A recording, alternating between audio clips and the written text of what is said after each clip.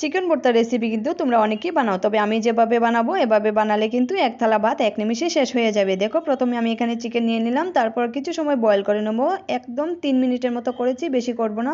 বেশি বয়েল করলে কিন্তু ফ্লেভারটা ভালো আসবে না। আর এখানে হচ্ছে দেখো একটা প্লেট নিয়ে নিলাম, প্লেটের মধ্যে এটা নিয়ে সুন্দরভাবে আমি হাত দিয়ে একদম টুকরো টুকরো করে নিচ্ছি, একদম ছোট ছোট করে নেব। দেখো কি সুন্দর হয়ে গেছে। এখন একটা কড়াই বসিয়ে দিলাম, তারপর কড়াইয়ের মধ্যে কিছুটা অয়েল দিয়ে দিচ্ছি। অয়েলটা গরম হয়ে গেলে পরে আদা রসুন পেস্ট আমি এখানে ইউজ করেছি, তারপর এখানে দিয়ে দিচ্ছি চিকেন দেওয়ার পর একটু হলুদ আর একটু লবণ দিয়ে সুন্দরভাবে নাড়াচাড়া করে দিচ্ছি। এখানে আমি লঙ্কা পেস্ট একটু নিয়েছি, বেশি কিছু দিইনি।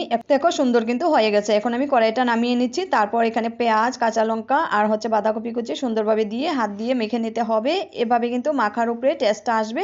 তো দেখো অনেকটা সময় মেখে নিলাম, তারপর দেখো কি সুন্দর একটা কালার হয়েছে। তো ফ্রেন্ডস দেখো চিকেন ভর্তার রেসিপিটা কিন্তু আমার কমপ্লিট হয়ে গেছে। কেমন হয়েছে কমেন্ট বক্সে তোমরা তোমাদের মতামত জানাবে। আর ভিডিও ভালো লাগলে লাইক কমেন্ট শেয়ার দিয়ে পাশে থেকো। নেক্সট অন্য কোনো ভিডিওতে আবার আসবো। টাটা সবাইকে।